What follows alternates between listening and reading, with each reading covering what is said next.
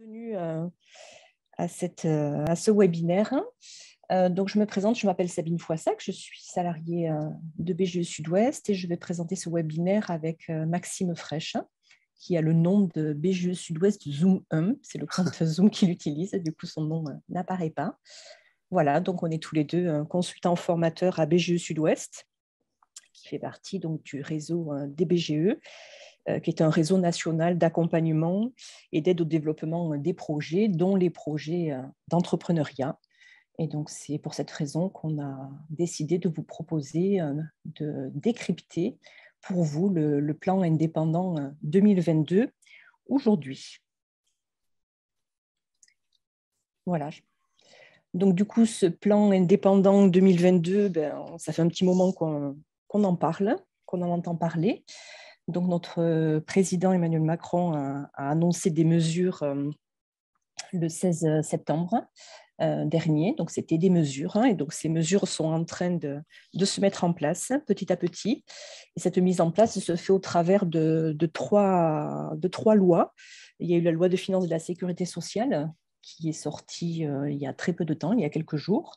Il y a eu la loi de finances tout court qui est sortie aussi il y a quelques jours. Et il y a une troisième loi qui est à l'état de projet pour l'instant, qui s'appelle la loi en faveur de l'activité professionnelle indépendante, qui est passée devant le Sénat, qui est passée devant le Parlement et qui doit encore vivre sa vie de projet de loi, qui doit passer en commission mixte le 25 janvier. Donc, vous voyez que tout ça est vraiment très, très récent et ça se met en place petit à petit. Donc, on n'a pas encore tout à fait tous les textes, mais on a déjà pas mal d'informations qu'on a essayé de décrypter et, pour vous. Mais on a encore quelques zones de précision qui vont s'éclaircir dans les jours, dans les semaines à venir. Voilà, donc ce plan... Ouais, vas-y. Je présente ça, puis après je te laisse la parole. Donc ce plan indépendant, c'était la diapo suivante, ça m'allait bien. Voilà, merci. Donc ce plan indépendant, il est autour de 5 axes. L'objectif, c'était de ce plan indépendant, les grands objectifs globaux, c'est de protéger les indépendants face aux accidents de la vie, qu'ils aient accès à plus d'informations qui soient mieux aidés dans leur création et de simplifier les démarches administratives. Donc, ce plan indépendant a été articulé autour de 5 axes que vous avez à l'écran. Donc, juste avant de laisser la parole à Maxime qui va vous présenter ces 5 axes, d'un point de vue technique, ce qu'on va faire, c'est qu'on va vous présenter le premier axe et après, vous pouvez vous poser vos questions sur la discussion et on fera un petit arrêt à la fin du premier axe pour répondre à vos questions. On fera la même chose à la fin du deuxième point. Le troisième et le quatrième, on va les réunir. On fera juste un point à la fin du quatrième parce qu'ils ne sont pas très, très denses. Donc, du coup, on a décidé avec Maxime de les réunir. Et puis, on fera un dernier point de questions-réponses par rapport aux questions que vous aurez posées dans la discussion à la fin du cinquième point. Donc, comme vous êtes pas mal nombreux, on vous invite à poser plutôt vos questions sur la discussion. Et donc, on y répondra comme ça tout au long de cette présentation. Et donc, on vous invite aussi à couper vos micros pour éviter les bruits parasites pendant la présentation. Voilà, je te laisse la parole, Maxime. Ça roule. Merci Sabine. Donc, bonjour à toutes et à tous, bienvenue. Effectivement, je me présente, je suis Maxime Frech, consultant formateur chez BGE Sud-Ouest. Donc, effectivement, on a choisi de décrypter donc, ce plan indépendant qui avait été annoncé en septembre dernier. Et vous avez d'ailleurs, ça avait été communiqué, il y a un communiqué de presse qui énonçait ces mesures-là. Donc, il y a 20 mesures qui ont été annoncées dans ce plan indépendant. Et nous, on a choisi de sélectionner celles qui étaient les plus pertinentes. Donc, on ne les a pas toutes citées, il y en a d'autres. Mais nous, on a choisi de vous présenter celles qui sont les principales. Donc, comme l'indiquait Sabine, il y a certains éléments, donc on attend les décrets. Donc, pour l'instant, on n'a pas encore forcément toutes les informations. Après, par rapport à ce plan indépendant, il faut dire qu'il suit effectivement, ça fait de nombreuses années qu'on a des pouvoirs publics qui ont la volonté de promouvoir l'entrepreneuriat. Ça avait démarré dès la création du régime de l'auto-entrepreneur. Donc ça commence à dater de 2009. Donc il y avait cette première étape-là. Et c'est vrai qu'on était passé de nombre de créations d'entreprises, environ 300 000 par an à 600 000. Et après, en 2018, il y a eu, donc avec la mise en place d'un nouveau gouvernement, la loi Pacte en 2018 qui a mis une première pierre et certaines des mesures que l'on retrouve aujourd'hui, d'ailleurs, que l'on va évoquer ce matin dans le plan indépendant, et ça avait été déjà annoncé aussi en 2018 et elles viennent prendre vraiment leur place maintenant. En 2018, il y avait eu notamment des changements sur le statut auto-micro-entreprise, on parle bien de la même chose. Et donc, c'est une suite logique. Voilà, l'idée de ce plan indépendant, c'est vraiment de promouvoir l'entrepreneuriat et d'inciter à la création d'entreprises tout en apportant des protections et des simplifications. Donc, c'est vraiment dans une idée de protection au niveau des dirigeants et de la simplification. Donc, effectivement, on a choisi un certain nombre de mesures. Donc, cet axe indépendant du plan indépendant s'articule donc autour de 5 axes et on va traiter tout de suite celui du statut unique puisque c'est l'une des mesures quand même phares de ce plan indépendant. Donc, comme vous pouvez le voir ici, donc l'idée c'est à travers donc la loi en faveur de l'activité professionnelle indépendante, donc qui sera donc là-dessus, d'ailleurs sur ce loi, Sabine a indiqué qu'elle suivait son parcours effectivement au niveau législatif et a priori, logiquement, on a une commission mixte paritaire qui devrait apporter des précisions le 25 janvier prochain, donc demain. Hein. Et après, il y aura les décrets, donc là-dessus, il faudra encore attendre un petit peu. Donc, sur ce statut unique, l'idée, c'est qu'il soit plus protecteur. Donc, qu'est-ce qui se passait avant 2022? Donc, jusqu'à présent, on avait un principe d'unicité des patrimoines personnels et professionnels. Donc, l'idée, c'est de dire donc, ce qu'on entend par patrimoine, ça va être ce que l'on possède et ce que l'on doit. Donc, le patrimoine personnel, c'est le patrimoine de tout un chacun, donc ce que l'on peut posséder et devoir à titre personnel. Et au niveau de l'entreprise, au niveau du patrimoine professionnel, il y a l'idée de voir ce que l'entreprise possède et éventuellement ce qu'elle peut devoir. Et jusqu'à présent, il y avait un principe d'unicité, c'est-à-dire une confusion des patrimoines. Donc, on était vraiment sur l'idée de dire que ce qui appartient à l'entreprise m'appartient et ce qui m'appartient appartient à l'entreprise. Donc, ça, c'est l'idée qu'on avait jusqu'à maintenant. En 2010, on a eu la création du formule EIRL pour l'entreprise individuelle à responsabilité limitée. Donc, ça avait été créé en 2010. Donc, possibilité d'option. Et il s'avère qu'en fait, ce volet EIRL, il a été quand même, il a séduit assez peu d'indépendants, à peine 100 000 sur plus de 3 millions. Donc, c'est très peu. Et de ce fait, il y a une faible attractivité. Donc, voilà, disons que le IRL n'a pas eu un grand succès.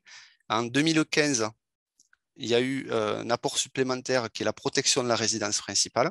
Donc ça c'est venu apporter des garanties supplémentaires. Hein.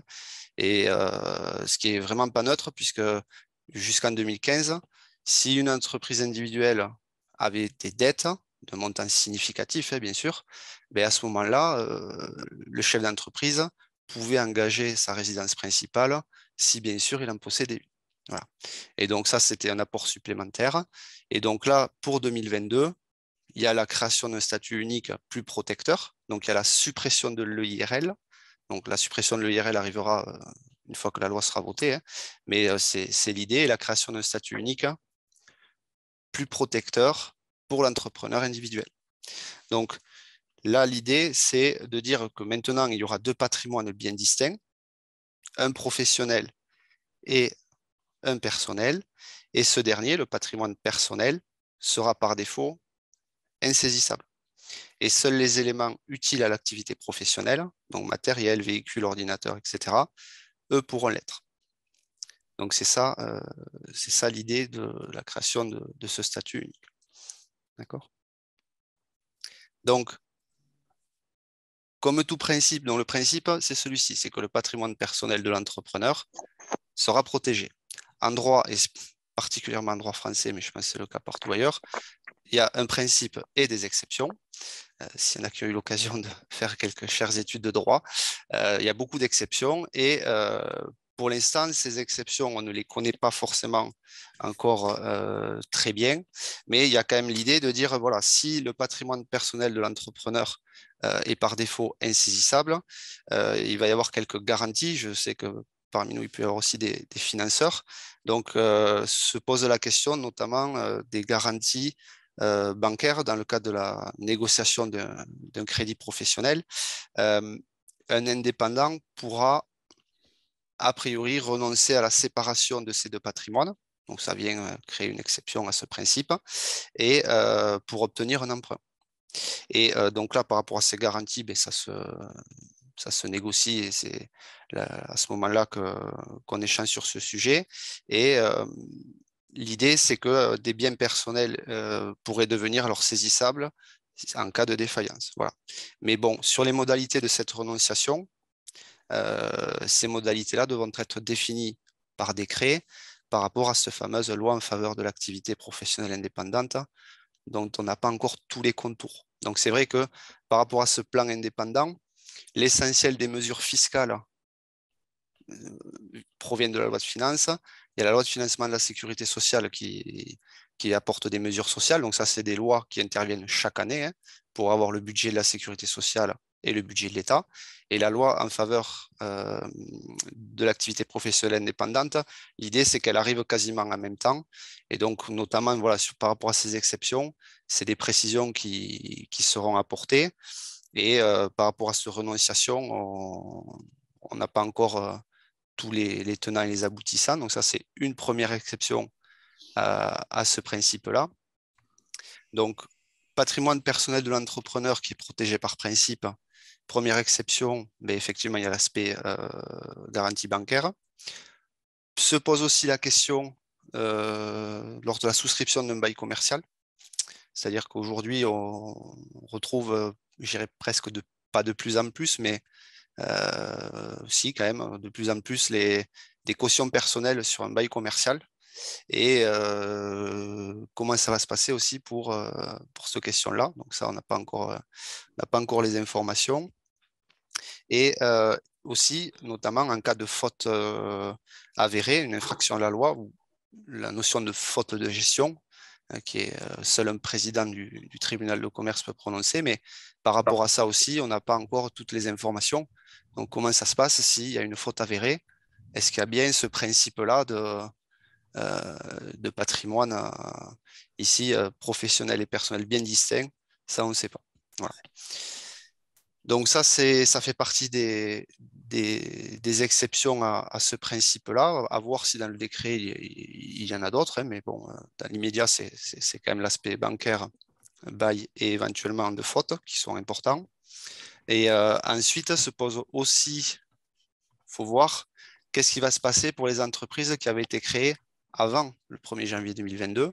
Là, l'idée, c'est que, si vous voulez, tout ce qui, les dettes qui auraient pu être générées avant 2022, on a encore ce principe d'unicité des patrimoines professionnels et personnels. Donc, a priori, les dettes qui auraient été contractées avant le 1er janvier 2022 seraient toujours dues à titre personnel.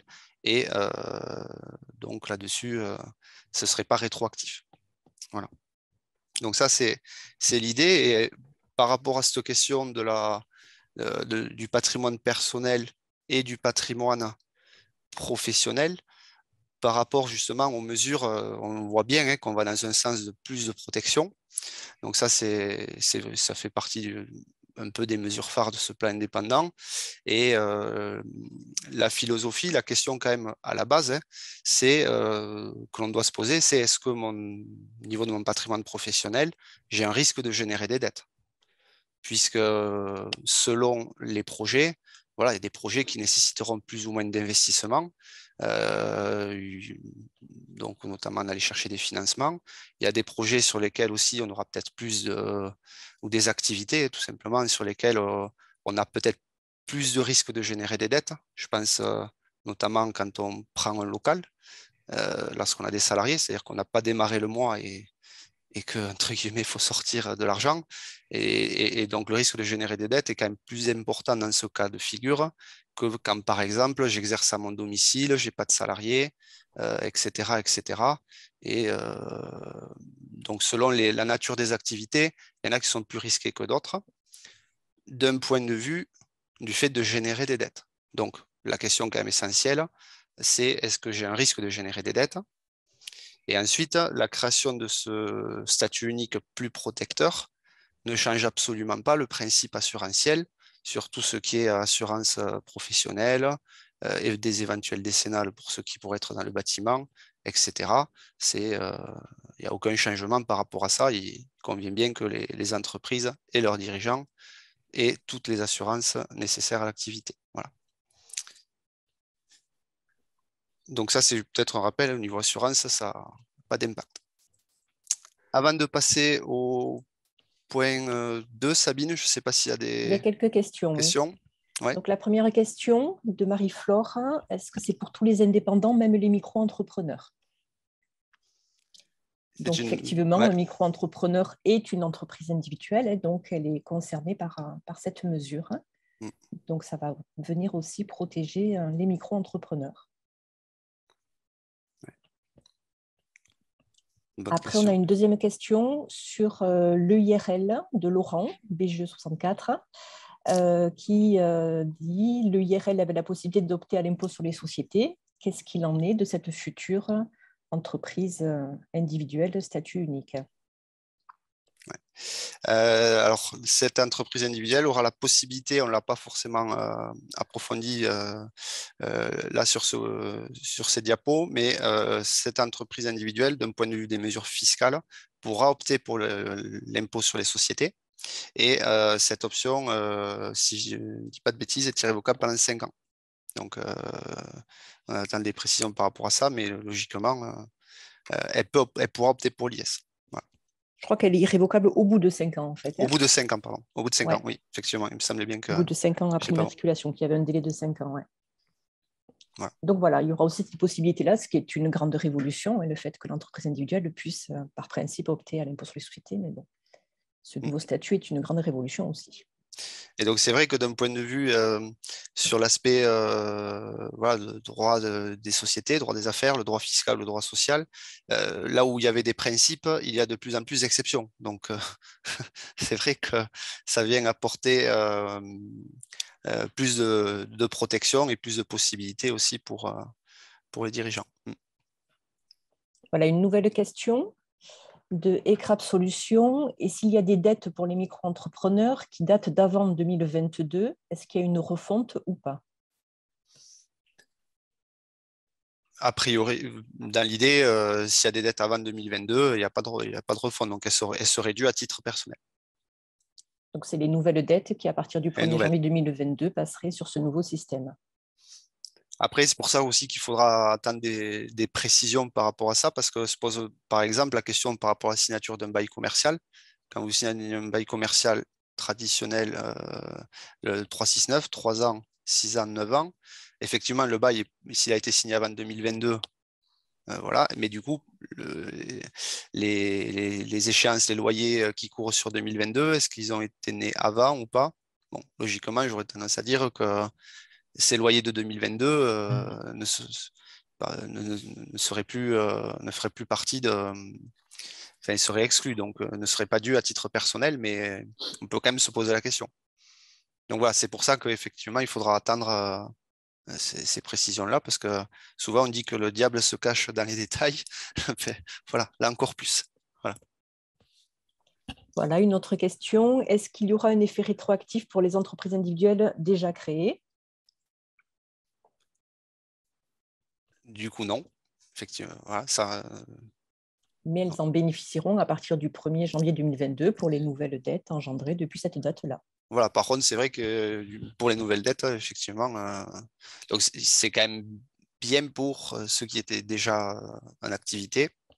D'un point de vue des formalités, si certains avaient opté pour le volet EIRL, il n'y a pas de démarche particulière à faire, puisque ça peut faire partie des questions que l'on se pose. Est-ce que du coup je dois changer quelque chose? Non, comme il y a la suppression de l'EIRL, automatiquement, on va passer sur ce nouveau statut unique plus protecteur. Donc, à mon avis, il n'y a pas de démarche particulière à faire. Si certains avaient opté pour le IRL, il n'y a pas de changement administratif à faire de ce point de vue-là. En fait, tout le monde va devenir une EIRL, sauf que ça ne s'appellera plus EIRL, ça Voilà, s'appellera entreprise individuelle. c'est ça, effectivement. OK. Après, ECRAP Solutions, et s'il n'y a pas de dette pour le micro-entrepreneur avant 2022, on passe sur la nouvelle mesure. Et bien, effectivement, pour les nouvelles dettes que vous allez avoir à partir du 1er janvier 2022, vous allez être sur la nouvelle mesure, sur le nouveau statut. Alors, après, effectivement, il faut souvent, ce que l'on entend par dette aussi, pour être précis. Déjà, au niveau des créations d'entreprises, bon, selon les projets, les activités, euh, il faut voir s'il y a un risque de générer des dettes, comme je disais tout à l'heure. Mais qu'est-ce qu'on entend par dette? Donc, il peut y avoir des dettes bancaires, ça c'est des crédits, mais pour lesquels il peut y avoir des garanties. Après, il peut y avoir des découverts s'ils sont non autorisés. Euh, on peut avoir dans les dettes des dettes fournisseurs. Alors, des dettes fournisseurs, c'est quand un fournisseur vous octroie un délai de paiement. Je prends un exemple, je passe une commande en janvier et je ne l'aurai à payer qu'en mars. Or, souvent, je parle des micro-entrepreneurs, mais de manière générale au niveau des entreprises, tout le monde n'a pas forcément ces délais-là. C'est-à-dire que parfois, certains soit préfèrent payer cash, soit tout simplement, selon l'activité, c'est pas dans les usages de la profession. Donc, souvent, il y a beaucoup de choses qui sont payées immédiatement. Donc, pour les dettes fournisseurs, souvent, il y en a assez peu, n'en ont que ceux qui ont des délais de paiement. Donc, ça, c'est les dettes fournisseurs. Je prends le cas du micro-entrepreneur, mais pour toutes les entreprises individuelles. Les dettes fiscales et sociales, donc le risque d'avoir des dettes, un micro-entrepreneur, par exemple, paye ses cotisations sociales quand même au fur et à mesure, puisqu'il fait des déclarations mensuelles. Donc, le risque de générer des dettes est quand même assez faible. Donc, dette fiscale et sociale, en général, le montant des dettes ne devient pas élevé très rapidement. Si vraiment on génère de la dette, ce n'est qu'un avis, enfin voilà, c'est mon expérience, c'est vraiment sur des locaux dès qu'on a des charges fixes importantes et notamment une masse salariale. Donc, comme tout le monde n'embauche pas forcément d'entrée et ne prend pas forcément le local, je dirais que oui, il y a un statut unique plus protecteur, mais il faut se poser la question de est-ce que sur mon activité, j'ai un risque d'avoir des dettes? Parce que si ce risque est faible, c'est bien que ce statut soit plus protecteur, mais en soi, ça ne changera pas forcément grand-chose. C'est un peu ça l'idée. Après, on a une question-remarque de Sandrine qui dit, mais du coup, concrètement, qu'est-ce qui va différencier cette nouvelle entreprise individuelle de la SARL? Donc, effectivement, bon, la SARL, normalement, c'est quand il y a deux personnes qui s'associent. On peut se poser la question avec l'EURL, qui est un cas particulier de la SARL avec un seul associé. Donc, effectivement, d'un point de vue protection et fiscalité, on va avoir deux statuts qui vont être très, très, très, très proches. C'est vrai, ça va être assez proche. Ouais. Alors après, ce qui pourra les différencier, c'est non pas sur par rapport justement à la protection du patrimoine, il y aura peut-être un peu plus l'aspect formalité, hein, les formalités qu'on peut avoir notamment dans les sociétés commerciales, type URL, SARL ou des SAS, sur le dépôt de statut, les assemblées générales, toute modification, etc., etc. Donc ça les différenciera toujours. Mais après, oui, effectivement, une entreprise individuelle qui peut opter pour l'IS, effectivement, ce sera assez proche d'une URL qui pourrait, elle aussi, être à l'IS. Tout à fait. Ouais. Après, j'ai une précision, d'ailleurs, ça me fait penser qu'on n'a pas parlé des biens mixtes, parce que pour l'instant, on n'a pas encore les informations.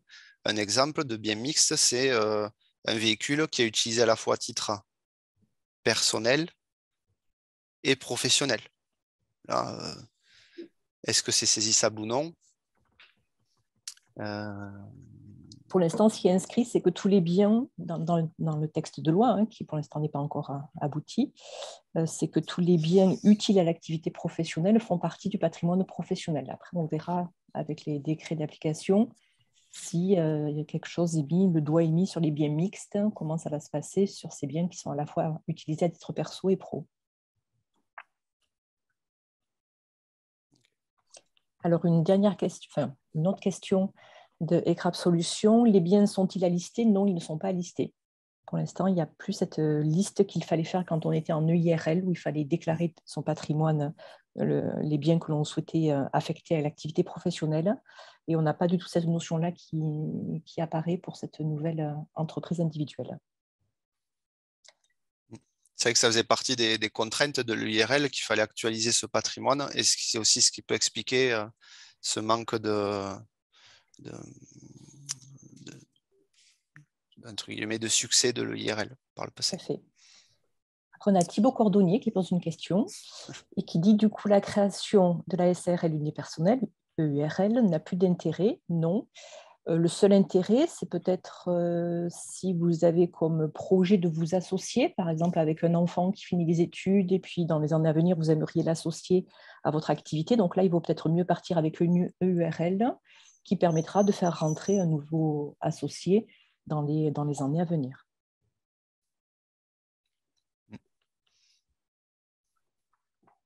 Voilà, et Crab Solutions qui pose une autre question. Donc, saisissable en fonction de l'activité. Donc, effectivement, c'est en fonction de l'activité que vous allez exercer que les biens utilisés pour l'activité professionnelle seront plus ou moins importants. Et donc, seulement ces biens-là pourront être saisissables.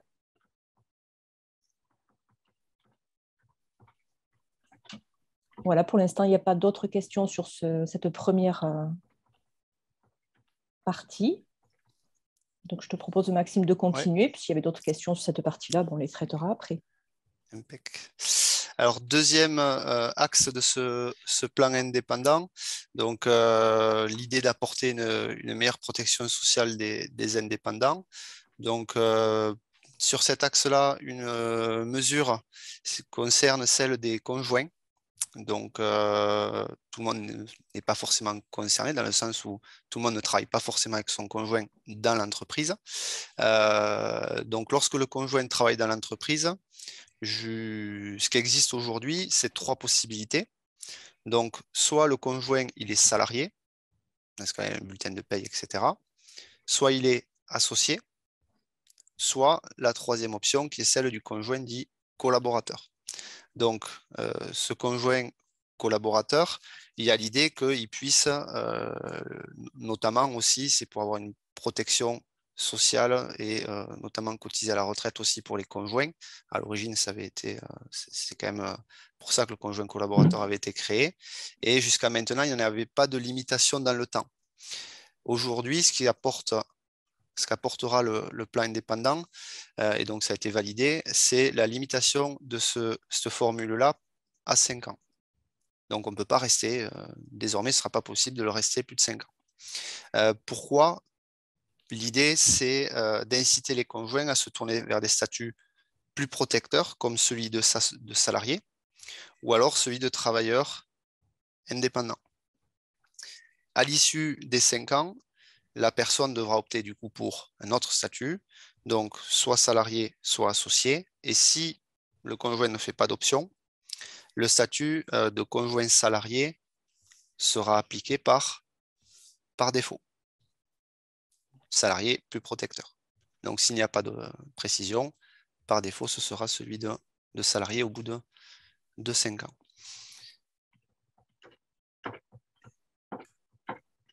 Le statut de conjoint collaborateur, jusqu'à présent, n'était possible que lorsqu'on était marié ou pacsé. Désormais, le concubin pourra également bénéficier de ce volet de conjoint collaborateur. Voilà.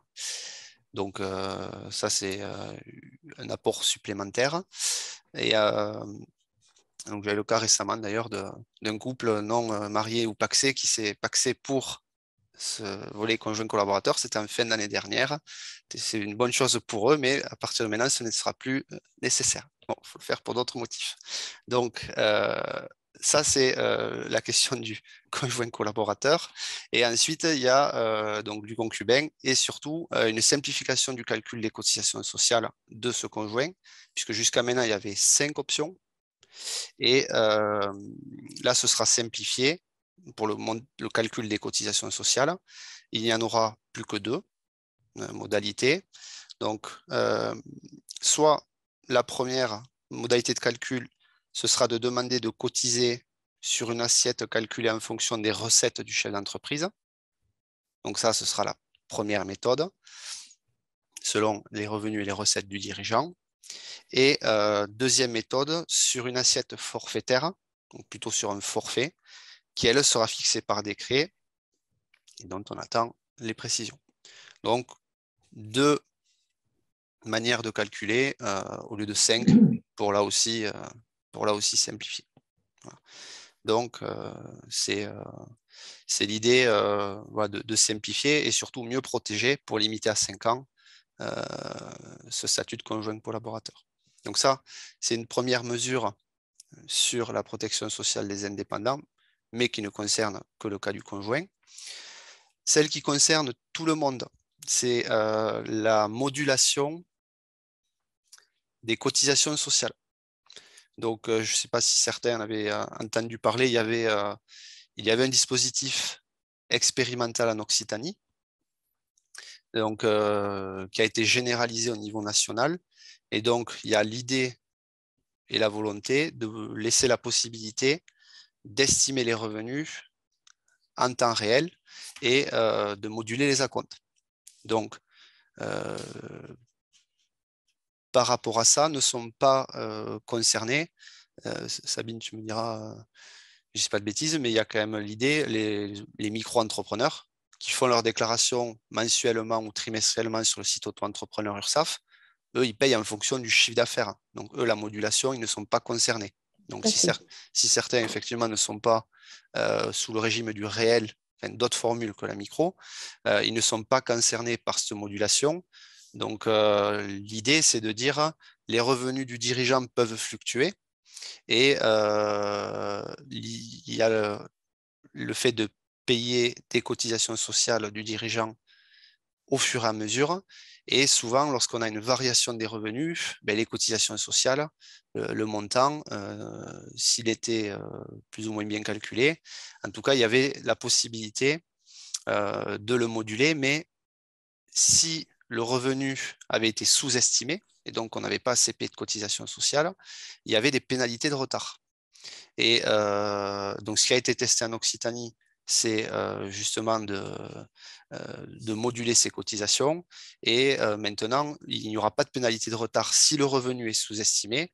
Donc, ils généralisent cette expérimentation et ça permet pour les dirigeants, lorsqu'ils s'anticipent, donc eux sont les mieux à même de dire quelle est la rémunération qu'ils pensent avoir, puisqu'ils connaissent leur niveau d'activité. Et donc, s'ils pensent qu'ils ont une baisse d'activité, aller payer moins de cotisations sociales, puisque ça soulage aussi la trésorerie. Voilà, ça peut aider, notamment en cas de plutôt baisse d'activité, mais ça marche aussi à la hausse. Hein. C'est-à-dire que derrière, si un chef d'entreprise se rémunère plus que son niveau de rémunération habituel, s'il augmente sa rémunération ou qu'il prend une prime exceptionnelle, ben dans ce cas-là, il faut aussi bien penser à payer les cotisations sociales au fur et à mesure. Donc ça, c'est un des apports aussi, puisque ça évite notamment d'avoir des régularisations de cotisations importantes s'il y a une augmentation du revenu. Voilà. Il y avait déjà cette question-là. Voilà, en 2018, il y avait eu la suppression progressive du RSI, hein, qui a été vraiment actée en 2020. Ça faisait partie des problèmes récurrents, hein, ces appels de cotisation qui est soit fantaisiste, soit mal calculé, etc. Mais quand même, il faut reconnaître que le RSI, à l'époque, n'était pas en tort à 100%. C'est-à-dire qu'il faut aussi que les dirigeants, s'ils augmentent leur rémunération, payent plus de cotisations. Donc, quand il y avait des régularisations, parfois il y avait des surprises. Mais j'ai envie de dire tort partagé, puisque c'est un peu comme un exemple simple, hein. Si vous augmentez votre consommation d'électricité, ben, vous allez payer plus d'électricité. Et si votre prélèvement mensuel n'augmente pas, ben, vous prenez une régularisation de facture. Donc, ce principe-là, ça permettra, voilà, cette modulation des cotisations sociales devra apporter un peu de souplesse pour les dirigeants. Donc, c'est à l'initiative du travailleur indépendant. Donc, ça, c'est à l'initiative des dirigeants. Ça se fera sur le site de l'URSSAF et il y aura la possibilité de demander plusieurs modulations par an. L'idée n'étant pas d'en faire tous les mois, hein, mais en tout cas, c'est tout à fait possible. Et surtout, il y a l'idée d'un principe de confiance. Et donc, cette absence de pénalité de retard permet de marquer aussi cette confiance-là. Donc, ça ne concerne pas le micro-entrepreneur, mais tous les indépendants qui sont travailleurs non salariés, donc les dirigeants de chefs d'entreprise, les gérants de URL ou très souvent les gérants de SARL. Et effectivement, ça se fait directement sur le site de l'URSSAF. Et c'est quelque chose qui est possible depuis 2 ans, puisque c'était en phase de test sur l'Occitanie depuis 2 ans. Et là, ils le généralisent au niveau national. Les SAS ne sont pas concernés puisqu'elles ont des bulletins de paie mensuels, donc aucune surprise de ce côté-là. Donc, j'ai une question. Quels sont les avantages du statut de conjoint collaborateur? Je ne sais pas si tu veux répondre aussi. Je le fais comme tu veux. Vas-y, Sabine, je te laisse. Donc, le statut de conjoint collaborateur, quels sont les avantages? Donc, déjà, dès qu'on travaille avec son conjoint dans son entreprise, on est obligé de donner un statut à son conjoint, comme l'a dit Maxime tout à l'heure, soit de le mettre conjoint associé, soit conjoint salarié, c'est-à-dire de l'embaucher, de lui faire des bulletins de paie, contrat de travail comme un salarié classique, soit conjoint collaborateur. Et donc, les avantages du statut conjoint collaborateur, c'est que le nom du conjoint va, par exemple, apparaître sur l'extrait d'immatriculation de l'entreprise. Donc, ça permet, si un jour le chef d'entreprise a des problèmes de santé, ne peut plus gérer l'entreprise, que le conjoint prenne le relais. Et puis, ça permet que le conjoint soit couvert d'un point de vue social, puisqu'il est considéré comme ayant droit du chef d'entreprise. Donc, du coup, il y a des remboursements de frais médicaux. Il y a une couverture sociale qui est prévue pour la retraite aussi, qui n'est pas mirobolante, mais qui existe. Voilà. Donc, dès qu'on travaille avec son conjoint, il faut lui trouver un statut. Et donc, c'est vrai que ce statut de conjoint collaborateur permettait que le chef d'entreprise paye des cotisations complémentaires pour son conjoint. Mais comme la couverture n'est pas très, très bonne, cette nouvelle réglementation prévoit que ce statut-là ne soit possible que pendant 5 ans et qu'au bout de 5 ans, on trouve un autre statut au conjoint. Le but étant, au départ, vraiment de protéger les conjoints, puisque par le passé, il y a eu beaucoup de générations où, pour caricaturer, on avait la femme de l'artisan qui l'aidait à faire ses papiers et qui n'était pas déclarée, qui n'apparaissait nulle part, et au moment de la retraite, qui n'avait aucune retraite. Donc, c'est pour ça que ça a été créé il y a de nombreuses années pour protéger les conjoints.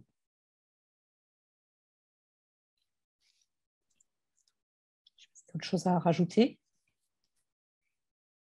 Je ne sais pas s'il y avait d'autres questions sur ce point. Est-ce qu'il est possible d'avoir ce document? Donc, c'est prévu que Camille le dépose sur cette discussion en PDF. Donc, il vous faut bien rester connecté jusqu'au bout et vous pourrez le récupérer avant de quitter la discussion, de quitter la conférence. J'ai une autre question de Catherine. Pour les conjoints collaborateurs, ont-ils 5 ans à partir de 2022? Je pense que ce sera ça. À partir de la mise en place de la loi, donc ouais. Ceux qui l'étaient déjà avant ceux qui pourront le rester 5 ans de plus, mais ouais. En 5 ans pour trouver un autre statut. Ouais. Oui, puisque l'idée, c'est pas on cotise sur des bases quand même plus faibles, donc pour le conjoint collaborateur. Ce qu'il faut voir aussi, c'est peut-être son niveau d'implication dans l'entreprise. Est-ce que c'est pour engager la structure, etc. Mais il faut voir le temps de travail qui est consacré. Et donc, la question de la rémunération et du montant des cotisations, sachant que si le conjoint travaille dans l'entreprise de manière durable, en tout cas qui consacre du temps, il y a l'idée qu'il y ait surtout aussi un niveau d'activité assez important pour que les deux puissent être couverts correctement au niveau de leur protection. L'idée, c'est pas qu'on ait un conjoint qui soit mal couvert et qui cotise à moitié. Voilà. Donc c'est pour ça aussi que c'est plus protecteur pour le conjoint. Voilà. Et le fait de déclarer aussi son conjoint collaborateur, ça permet qu'il apparaisse officiellement, qu'il ait le droit de travailler avec vous et qu'il soit assuré, qu'il soit couvert, qu'il soit protégé si jamais il y a un accident, s'il y a un problème. Okay. Alors, j'ai une autre question de Patricia. Si le conjoint a été déclaré en 2020, devra-t-il changer de statut en 2025? Donc, on ne pense pas. On pense que ce sera à partir de 2022 plus 5 ans. Donc, ça nous amène à 2027. C'est ça. Donc, vous avez 5 ans pour trouver un statut à votre conjoint, Patricia. Et s'il n'y a aucune option qui est exercée, par défaut, le conjoint est considéré comme salarié.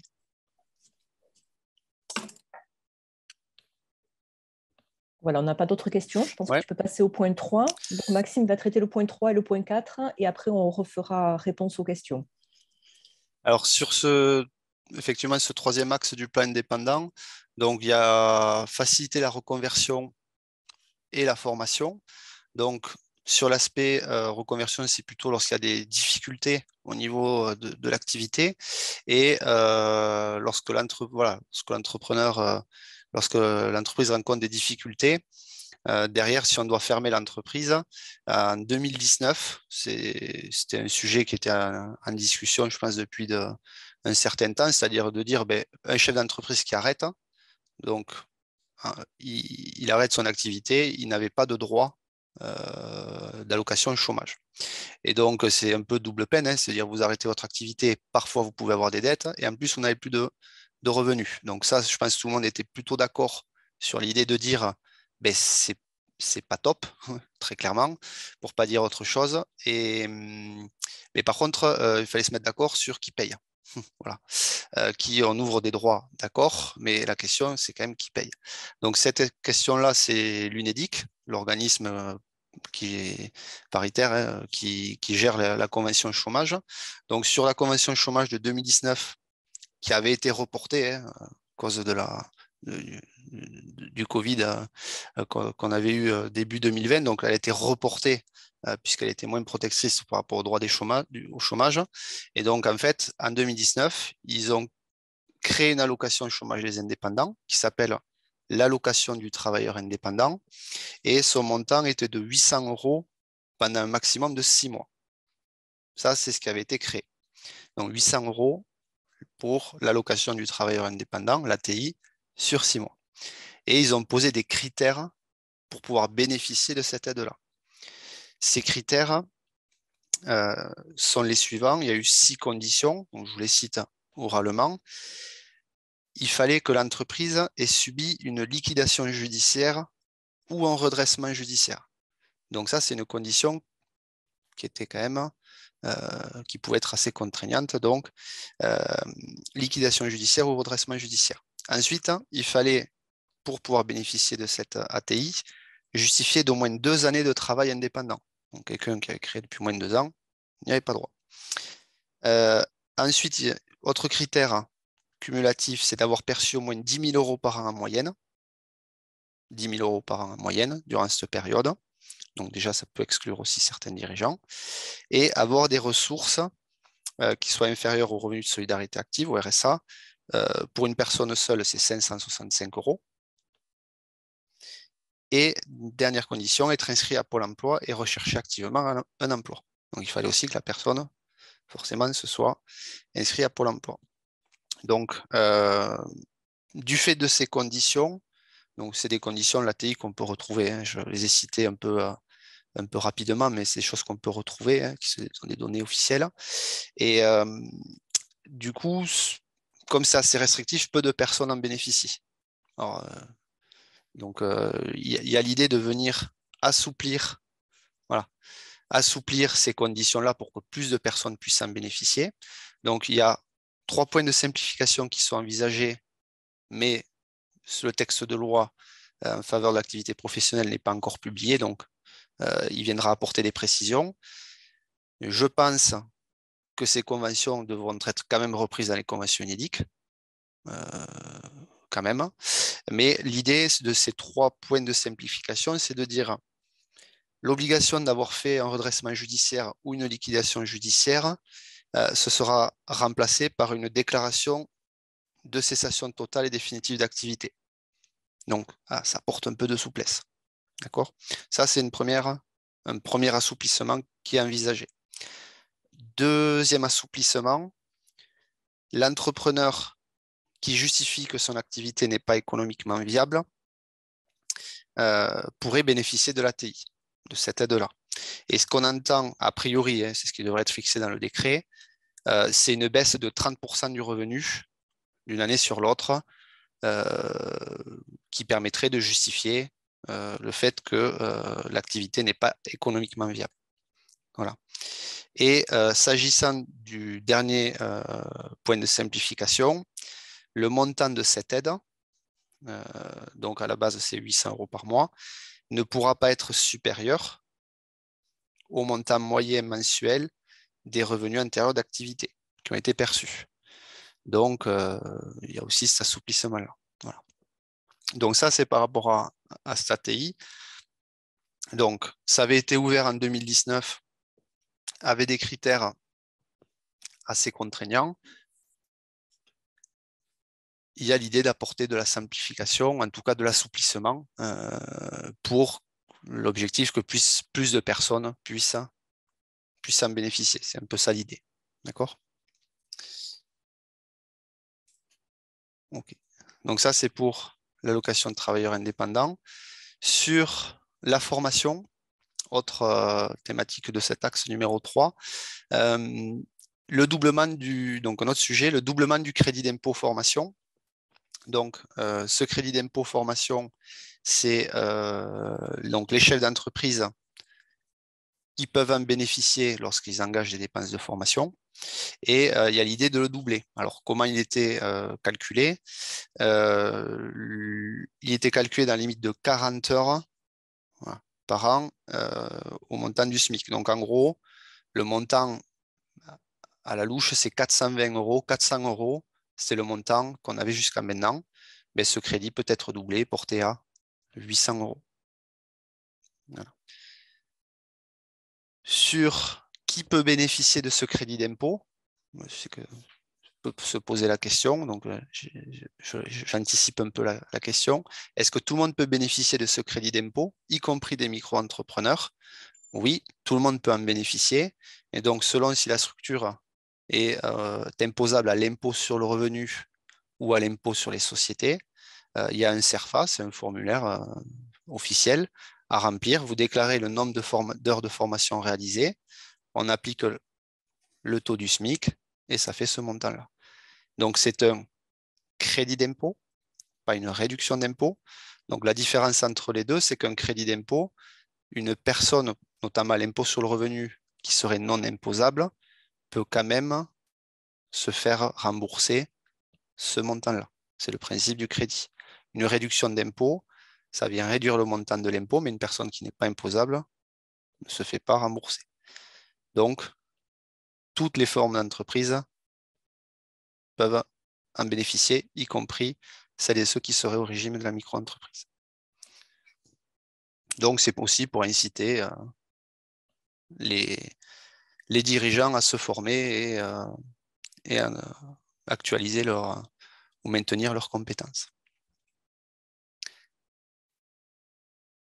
Point numéro 4, et après on fera les questions sur ces axes 3 et 4. Donc, favoriser la transmission des entreprises. Donc ça, c'est une thématique, c'est de dire, voilà, le plan indépendant, il est là pour inciter, donc pour toujours protéger les dirigeants, faciliter, etc. etc. Et c'est de dire, ben, si ça marche bien et qu'un jour vous voulez vendre, transmettre, bon, déjà, il faut trouver des repreneurs. Donc, il y a des dispositifs d'accompagnement qui existent pour les cédants, celui qui vend. Il y a des dispositifs d'accompagnement qui existent, notamment sur la région Occitanie, Nouvelle-Aquitaine, pour celui qui reprend et ensuite pour celui qui vend, pour voilà, inciter aussi. Jusqu'à présent, lorsqu'un entrepreneur cédait son fonds de commerce et qui réalisait une plus-value, donc la plus-value, c'est la différence entre le prix de vente et le prix d'achat. Et donc, lorsqu'il réalisait une plus-value, il pouvait bénéficier d'un abattement fiscal.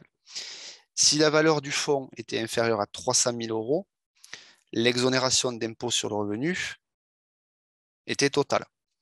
Et lorsque c'était entre 300 et 500 000 euros, elle était partielle. Ben, ces seuils sont rehaussés, donc on a une augmentation de ces plafonds lors de la cession d'une entreprise individuelle. Et le seuil de 300 000 est rehaussé à 500 000. Donc là, il y a une exonération d'impôt sur le revenu totale. Et lorsque c'est entre 500 000 et 1 million d'euros, elle est partielle. Donc on rehausse les seuils pour qu'il n'y ait pas, pour qu'il y ait une moindre imposition par rapport aux dirigeants. Pourquoi? Parce que si un dirigeant vend et que derrière, il subit une taxation importante à l'impôt sur le revenu, parfois certains peut-être préféraient différer une vente, ou etc. Donc parfois ça peut aussi faire annuler une vente. J'ai vu le cas récemment d'un cédant qui a préféré reporter pour des raisons fiscales. Et du coup, l'acquéreur, à un moment donné, il ne pouvait plus attendre indéfiniment. Donc, il y a l'idée vraiment, en augmentant ces plafonds, d'apporter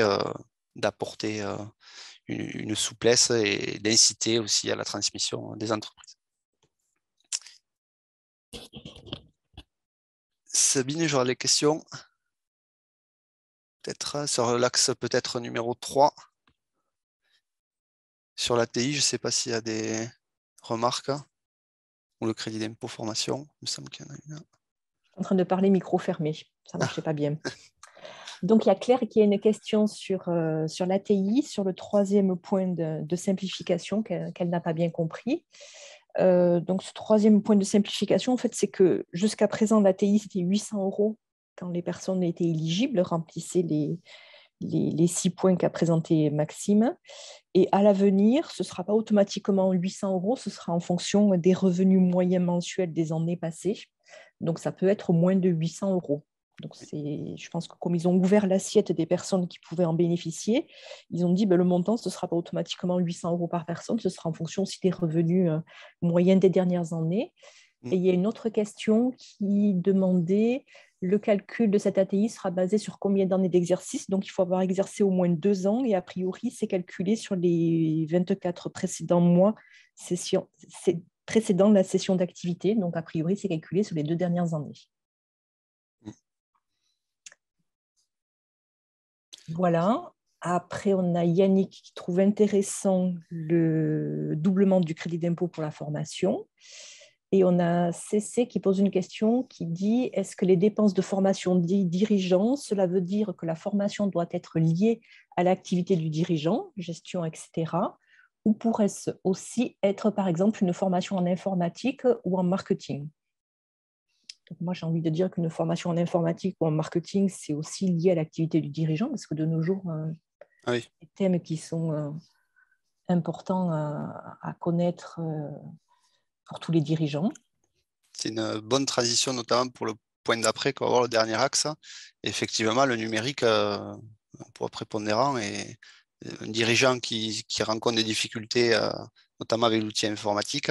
Aujourd'hui, on fait ce webinaire en visioconférence, et c'est vrai que ça tend à se généraliser. Donc, c'est vrai que toute formation, effectivement, peut bénéficier de ce crédit d'impôt. Et après, on a Yannick qui nous demande quel est le CERFA. Donc, Yannick, je vous mets un lien vers le site de service public qui explique comment bénéficier de ce crédit d'impôt. Et il y a le CERFA qui apparaît aussi. Donc, je vous mets directement le lien sur la discussion. Ensuite, on a Pauline qui demande quel était le premier point d'assouplissement. Donc, je pense que c'est par rapport à l'ATI. Le premier, c'était d'avoir subi une liquidation judiciaire ou un redressement judiciaire. Donc maintenant, il suffit juste de déclarer qu'on a fait une cessation totale d'activité et définitive. On n'a plus besoin de justifier qu'on est passé devant le tribunal et qu'il y a eu un redressement ou une liquidation judiciaire. Ensuite, Julie, donc une année pleine, exercice, chiffre d'affaires, et la deuxième année, moins de 30%. Alors, on n'a pas encore le décret, hein, mais effectivement, ce qui a été annoncé, c'est qu'il faut qu'il y ait une baisse du revenu fiscal de 30%. Donc, ce n'est pas une baisse du chiffre d'affaires, mais a priori, ce serait une baisse du revenu, du résultat. Et a priori, d'une année sur l'autre, donc peut-être que ce sera, enfin, il ne sera pas sur 2 ans, mais vraiment sur un an plutôt, a priori. Voilà, et ensuite, il y a Sandrine.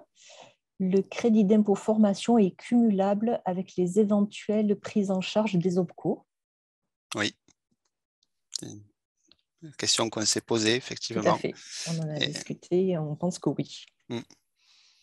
oui, puis après, il y a la prise en charge, mais derrière, il y a quand même une formation, donc un crédit d'impôt qui, peu importe la manière d'avoir financé cette formation, c'est sûr que si vous avez une prise en charge, c'est mieux pour l'entreprise, mais si elle est autofinancée ou financée via les organismes collecteurs, ça ne change rien.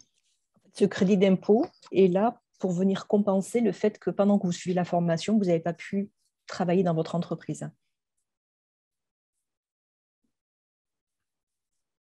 Ce n'est pas pour financer la formation, c'est plutôt pour financer le temps d'absence dans l'entreprise. Voilà, on n'a pas d'autres questions. Je ne pense pas en Ouais. avoir raté. OK. Dernier axe de ce plan indépendant. Donc, il y a certaines mesures donc, qui ont été validées via la loi de finances et la loi de financement de la sécurité sociale, d'autres qui arriveront plus tard. Donc, simplifier le début d'activité des indépendants. Donc, ça, c'est le 5e axe. Simplifier l'environnement juridique et l'accès à l'information. Donc, première sous-thématique, simplifier le début d'activité et la possibilité qui est désormais ouverte de déclarer le chiffre d'affaires dès le premier mois pour les micro-entrepreneurs. Jusqu'à présent, il y avait un délai de 90 jours qui devait s'être écoulé.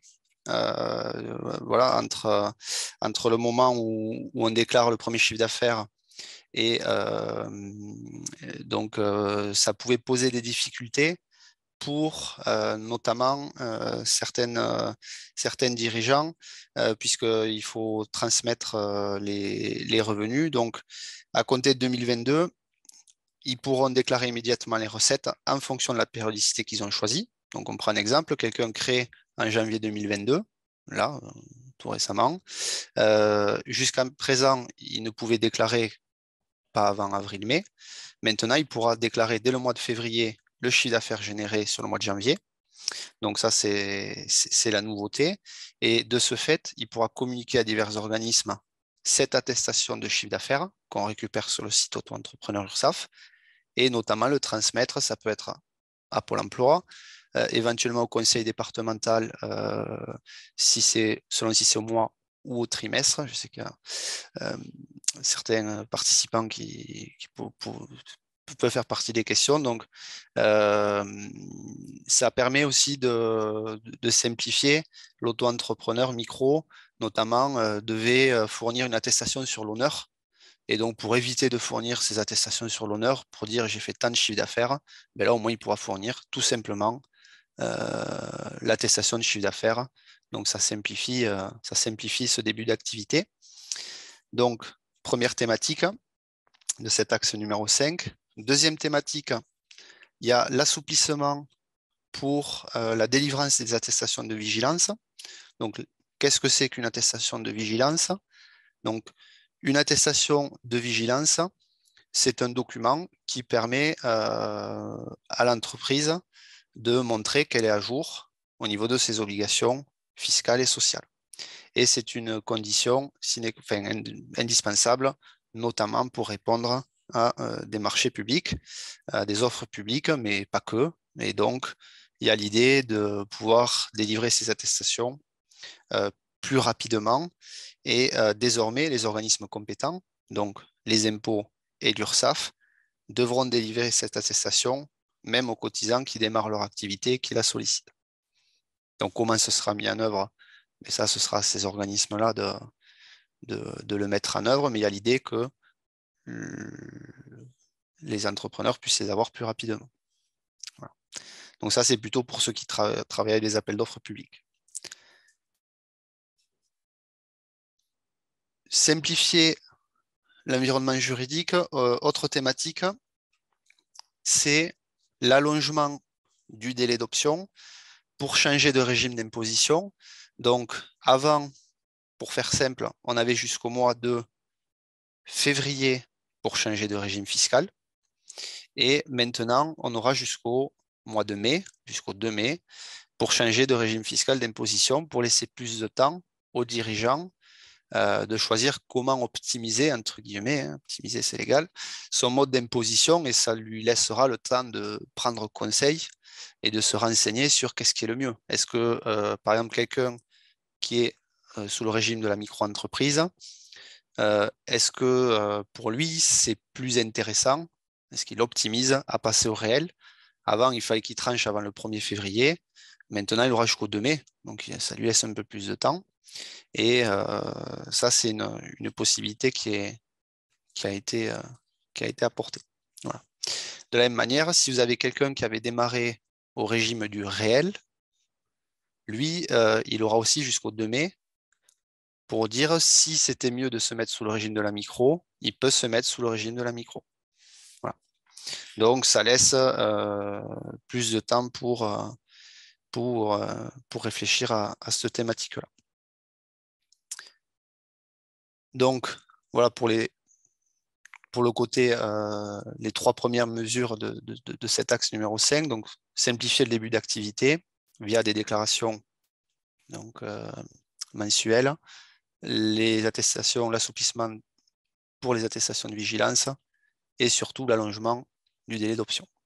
Donc ça, c'est pour le côté, les mesures de simplification. Et dans cet axe-là, vous avez aussi la question de l'accès à l'information, dans cet axe numéro 5.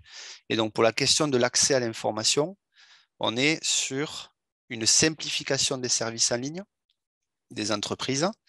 Et il y a 3 sites Internet qui sont en cours. Alors, certains, voilà, courant janvier-février, l'idée, c'est qu'ils soient opérationnels. Donc, vous avez entreprendre.servicepublic.fr. Au final, c'est juste, je pense, l'extension de servicepublic.fr. Sabine évoquait le site servicepublic.fr. Donc, effectivement, l'avantage, c'est que c'est fiable et que c'est à jour. Hein. Donc, servicepublic.fr, il y a une rubrique particulier, professionnel et association, bleu, rose, vert. Désormais, pour tout ce qui est créateur, chef d'entreprise, ça deviendra entreprendre.servicepublic.fr. A priori, il n'est pas encore opérationnel. Donc ça, c'est plus pour le côté accès à l'information.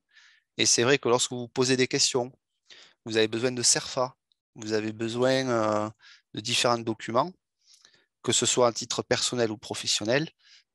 Servicepublic.fr, donc c'est fiable. Et désormais, pour les entreprises, ce sera entreprendre.servicepublic.fr. Ensuite, formalité administrative. Donc, comme on disait en introduction, certaines mesures avaient été enclenchées dès 2018. Hein.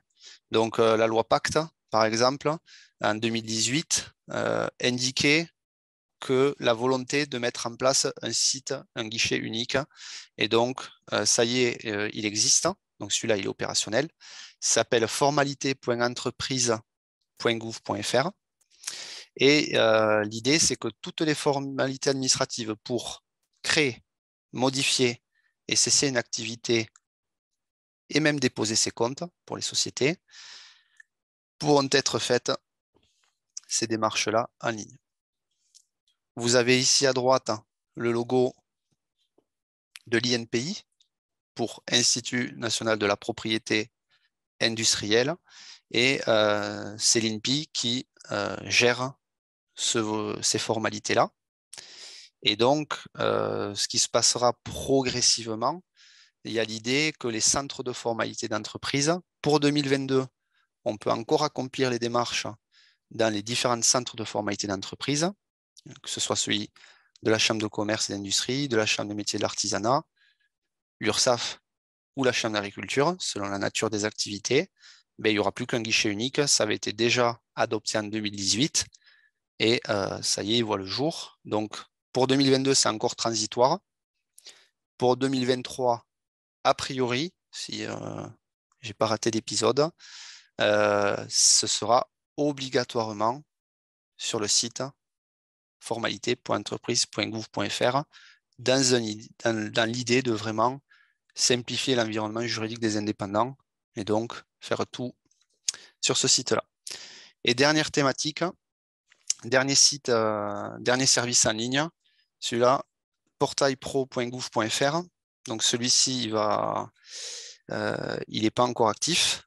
Il aura pour but de permettre aux dirigeants de déclarer et payer directement sur ce site-là. Donc ce sera un espace unifié pour les impôts et l'URSSAF.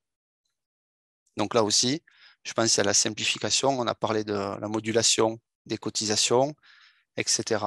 Je pense qu'il y aura un espace unifié. Donc il faudra voir quelles seront les fonctionnalités. Il faudra le tester, mais ce sera un espace unifié pour que ce soit plus simple aussi pour les dirigeants. Voilà, donc ça fait partie des mesures de ce 5e axe. Donc, on fait les questions? Ouais, Sabine. Allez. Donc, on a 2 personnes, Ylva et Marie-Flore, qui posent un peu la même question pour la déclaration du chiffre d'affaires mensuel. À partir de quelle date? Donc, on soit micro-entrepreneur, pour les micro-entrepreneurs. Donc, c'est pour toutes les entreprises qui se créent là maintenant, à partir du 1er janvier 2022, qui vont avoir à faire cette déclaration du chiffre d'affaires mensuel. Et CC demande quel est l'avantage concret pour le dirigeant. Donc, si on prend l'exemple, par exemple, d'un créateur d'entreprise qui peut bénéficier du maintien d'une partie de ses droits auprès de Pôle emploi, ça lui permet de faire la déclaration de son chiffre d'affaires sur le site de l'URSSAF, de récupérer l'attestation dont parlait Maxime tout à l'heure, de la présenter à Pôle emploi pour que Pôle emploi calcule le maintien de ses droits. Jusqu'à présent, il ne pouvait pas fournir cette déclaration-là puisque tous les créateurs d'entreprise avaient 90 jours pour faire leur première déclaration. Ils ne pouvaient pas la faire avant. Et du coup, Pôle emploi avait du mal à calculer le maintien des droits. Donc, il fallait que le chef d'entreprise fasse une attestation sur l'honneur. Donc, à partir de maintenant, il pourra déclarer son chiffre d'affaires dès le premier mois d'immatriculation, enfin, dès que le mois est terminé, télécharger l'attestation et la fournir à Pôle emploi. Peut-être d'ailleurs via l'espace Pôle emploi, on peut déposer les documents. Ça facilite aussi le travail des conseillers Pôle emploi. Et après, on a une autre question de Marie-Flore. Ces nouveaux sites seront applicables à partir de quelle date? Nous n'avons donc plus à aller sur le site de l'URSSAF. Donc, pour l'instant, il n'y a que le 2e site, là, celui de l'INPI, qui est actif. Le premier, il est actif, mais il est, comme disait Maxime, il y a encore l'onglet indépendant, enfin particulier, entrepreneurs et associations. On pense qu'à l'avenir, ça ira vraiment sur les entrepreneurs directement. Et par contre, le dernier site qui permettra d'unifier le site actuel de l'URSSAF et des impôts, moi, personnellement, je n'ai pas vu de date quand est-ce qu'il va être mis en place. Donc, ça va se faire, mais quand je ne sais pas. Par contre, ce qui est certain, c'est que l'URSSAF va communiquer de façon très large là-dessus pour vous informer à partir de quand il faudra changer, ne plus aller sur le site de l'URSSAF, mais basculer sur ce site-là. Il faudra voir la mise en pratique. Est-ce que le site auto-entrepreneur ursaf.fr va perdurer? J'aurais tendance à dire que oui, mais bon, il faut voir en pratique. Peut-être que ce portail-là permettra de faire les déclarations en ligne aussi. Bon, dans tous les cas, c'est des services en ligne, donc ça, c'est, je pense, l'URSSAF qui va le gérer. Et donc, je pense qu'on saura prochainement comment ça va être mis en place. Et après, on a une remarque de Catherine qui dit que pour les demandes d'exonération partielle ACRE, l'accord prend souvent 1 mois avant d'avoir la réponse. Donc, si on s'immatricule en milieu de mois avec un début d'activité Si on s'immatricule en milieu de mois avec un début d'activité au premier du mois, ça risque d'être décalé, je suppose. Donc après, à mon avis, vous pourrez déclarer votre chiffre d'affaires et si l'ACRE n'est pas applicable de suite, ce sera régularisé dans les mois qui suivent après. Je ne sais pas ce que tu en penses, Maxime. Oui, il faudra avoir en pratique après pour avoir déjà eu la possibilité sur le site auto-entrepreneur URSSAF, il y a le formulaire de questions qui marche très bien. Et donc, s'il y a trop payé, c'est déduit, mais logiquement, je pense que ça ne posera pas de grandes difficultés. Je ne pense pas. Après, effectivement, sur cette demande d'exonération partielle ACRE, oui, il y a le délai de 1 mois, mais lorsqu'on fait la demande, c'est bien déjà lorsqu'on fait la création de lancer la demande d'ACRE dans la foulée, si possible de ne pas attendre les 45 jours, je pense que c'est quand même mieux, au moins c'est fait, comme on dit. Et ensuite, parfois, certains ne reçoivent pas l'accord, parce que cet accord est tacite, c'est-à-dire si vous ne recevez pas de notification, c'est que l'ACRE est validé. Donc, logiquement, je pense que ça posera pas ça devrait pas poser de soucis par rapport au calcul des cotisations. Voilà, on n'a pas d'autres questions pour l'instant. OK. Autre actualité, on s'est permis voilà, de les noter. Bon, l'augmentation du SMIC de 0,9 points et donc il est porté à 10,57 € de l'heure. Ça, c'est pour le taux horaire et ça fait 1 603 € brut mensuel. Donc, il y a une augmentation du SMIC. Autre thématique qui avait été déjà initiée depuis de nombreuses années, depuis plusieurs années, c'est la baisse de l'impôt sur les sociétés. Donc, l'IS, c'est l'impôt sur les sociétés. Il était à 33 un tiers depuis 2018. Il y a une baisse progressive qui avait été validée. Donc, malgré le contexte sanitaire que l'on connaît, cette baisse a été maintenue. Et donc, là, depuis le 1er janvier 2022, le taux normal de l'impôt sur les sociétés est désormais de 25%. Il existe toujours le taux réduit d'impôt sur les sociétés pour la première partie des bénéfices jusqu'à 38 120 € de 15%. Donc ça existe toujours. Mais au lieu d'être à 33 un tiers, ça a baissé progressivement. Là, on atteint 25 et il n'est pas prévu de baisse plus importante. Donc ça, c'est la validation de cette baisse de l'IS. Et on ne l'a pas mis sur ce diapo, mais je le cite oralement. Au niveau de l'impôt sur le revenu, vous avez le barème qui a été mis à jour et les tranches qui ont été augmentées de 1,4 points aussi. Bon, mais ça, de toute façon, la modification du barème de l'IR, c'est quelque chose qui en général se fait pas tous les ans, mais souvent ça se fait assez régulièrement. Voilà pour ces autres actualités.